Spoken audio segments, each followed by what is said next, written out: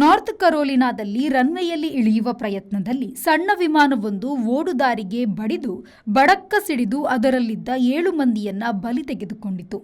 ಉತ್ತರ ಕರೋಲಿನಾದಲ್ಲಿ ಓಡುದಾರಿಗೆ ಕುಕ್ಕಲ್ಪಟ್ಟು ಹೊತ್ತಿ ಉರಿದ ವಿಮಾನದಲ್ಲಿ ಇದ್ದ ಯಾರಿಗೂ ಬದುಕಿ ಉಳಿಯುವ ಅವಕಾಶ ಕಾಣಲಿಲ್ಲ. ಬಡಿತ, ಸಿಡಿತ, ಬೆಂಕಿಯ ಕೆನ್ನಾಲಿಗೆ ಅಷ್ಟು ತೀವ್ರವಾದುದಾಗಿ ಕಣ್ಣಿಂದ ನೋಡುವವರು ತಿಳಿಸಿದ್ದಾರೆ. ಇದು ಖಾಸಗಿ ಸಣ್ಣ ವಿಮಾನವಾಗಿತ್ತು. ರಾಷ್ಟ್ರೀಯ ವಾಯುಮಾನ ಸಂಸ್ಥೆ NASCAR ಪೈಲಟ್ ಆಗಿದ್ದ ಗ್ರೇಗ್ ಬಿಫೆಲ್ ಹಾಗೂ ಅವರ ಕುಟುಂಬವು ಈ ವಿಮಾನ ಅಪ್ಪಳಿಸುವಿಕೆಯಲ್ಲಿ ಸಾವು ಕಂಡಿದ್ದಾರೆ. ನಾರ್ತ್ ಕರೋಲಿನಾ ರಾಜ್ಯದ ಚಾರ್ಲೊಟ್ಟೆಯಿಂದ 95 ಕಿಲೋಮೀಟರ್ ದೂರದ ಸ್ಟೇಟಸ್ ವಿಲ್ಲೆ ಎಂಬಲ್ಲಿನ ಪ್ರಾದೇಶಿಕ ವಿಮಾನ ನಿಲ್ದಾಣದಲ್ಲಿ ಈ ದುರ್ಮರಣ ದುರಂತ ಸಂಭವಿಸಿದೆ. ಈ ವಿಮಾನವನ್ನು ಬಿಫೆಲ್ ಕಂಪನಿಯು ನಿರ್ವಹಿಸುತ್ತಿತ್ತು.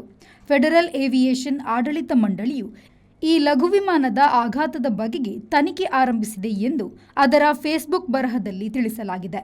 ಸೆಸ್ನಾ C-550 ವಿಮಾನ ತಳದಲ್ಲಿ ವಿಮಾನ ಸಿಡಿದಾಗ ದೇಹಗಳು ಅತ್ತಿತ್ತ ಎಸೆಯಲ್ಪಟ್ಟಿದೆ. ರಕ್ಷಣಾ ಕಾರ್ಯಕರ್ತರು ಧಾವಿಸುತ್ತಿರುವ ವಿಡಿಯೋ ಹೊರಬಿದ್ದಿದೆ. ಇರೆಡಲ್ ಕೌಂಟಿ ಶರೀಫ್ ಗ್ರ್ಯಾಂಟ್ ಕ್ಯಾಂಪ್ಬೆಲ್ ಅಪಘಾತ ನಡೆದುದನ್ನು ಖಚಿತಪಡಿಸಿದ್ದಾರೆ. 7 ಮಂದಿ ಎಂದರೂ ಕೂಡ ದೇಹಗಳು ಸಿಡಿದುದರಿಂದ ಕರಕಲಾಗಿರುವುದರಿಂದ ಖಚಿತ ಸಾವಿನ ಸಂಖ್ಯೆ ತನಿಖೆಯಿಂದ ತಿಳಿಯಬೇಕಾಗಿದೆ ಎಂದು ಅವರು ಹೇಳಿದ್ದಾರೆ.